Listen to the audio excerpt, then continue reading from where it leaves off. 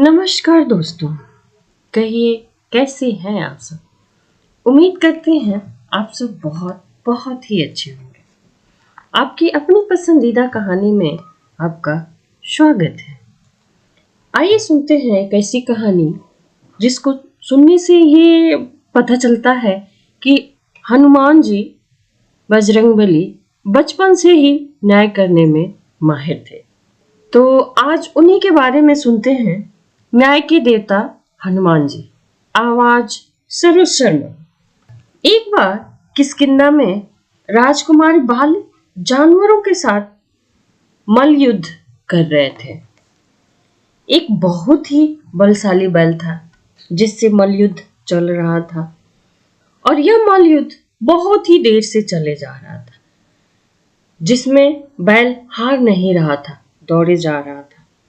और ये सारी घटना उस समय हनुमान जी बहुत छोटे थे, बच्चे थे, देख रहे थे।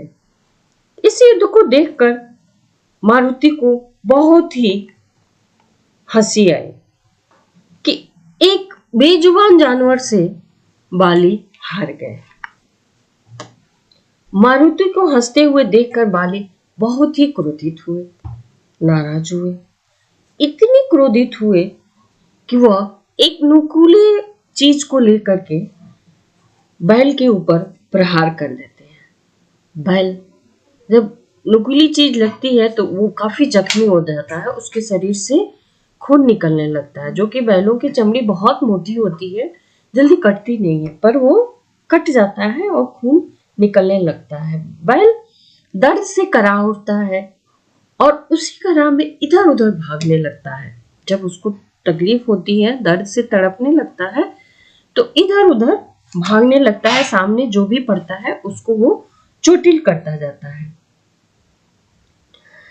उस समय बाली के पिता किष्किंधा के राजा सामने ही थे और बैल भागता हुआ उनसे जाकर टक्कर लग जाता है और उनको मारने ही वाला होता है, पर हनुमान जी मारुति उनको बचा लेते हैं और बैल पकड़ा जाता है। जब बैल पकड़ा जाता है तो उसको मृत्यु दंड, किष्किंधा के राजा तो बेहोश हो जाते हैं, उस समय चोटिल हो जाते हैं, होश में नहीं रहते हैं।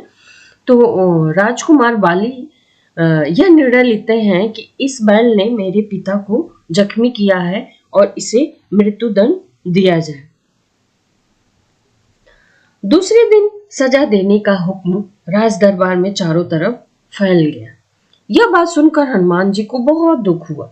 उस समय उनके पिता किष्किंधा के मंत्री थे और उन्होंने बहुत ही प्रयास किया राजकुमार से समझाने का कि इस बैल को छोड़ दिया जाए, इसमें उसका कोई कसूर नहीं है, क्योंकि वह उस समय घायल था और राजा भी सुरक्षित है। पर राजकुमार बाली इस बात को मानने को तैयार नहीं थे। मारुति अपने पिता से बहुत ही रिक्वेस्ट करते हैं, पर उनके पिता असहाय थे, वो कुछ भी नहीं कर पाते।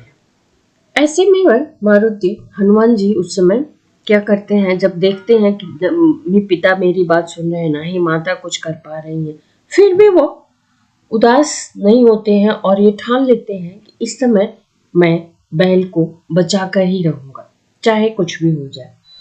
सुबह बहुत जल्दी उठते हैं, माता द्वारा बनाया हुआ लेप उठाते हैं और ले जाकर बैल को प्रेम से सहलाते हुए लगाते हैं, जिससे उसको बहुत ही आराम मिलता है और वह थोड़ा सा राहत की सांस लेता है।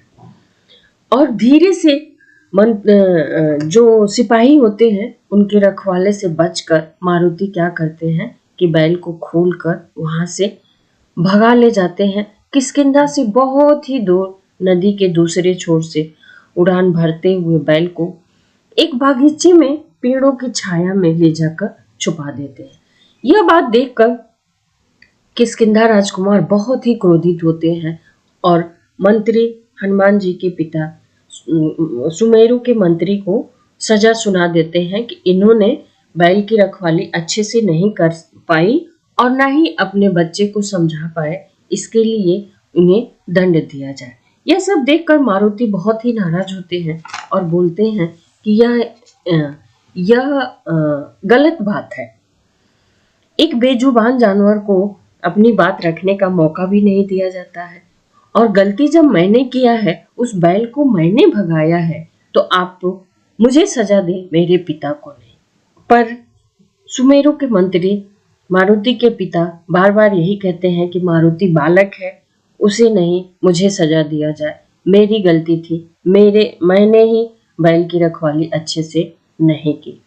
यह सब हो ही रहा था कि तब तक मंत्री जी को बेड़ियां पहनाई जाने लगी थी। तभी सुमेरु राज उठकर राज दरबार में आते हैं और कहते हैं कि यह सब गलत है, यह छोटा बालक सही बोल रहा है।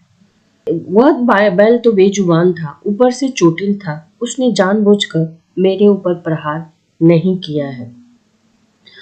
और हर घायल आदमी को हर जो भी सजा, जिसको भी सजा सुनाई जा रही है, हर इंसान को अपनी बात रखने का अधिकार है।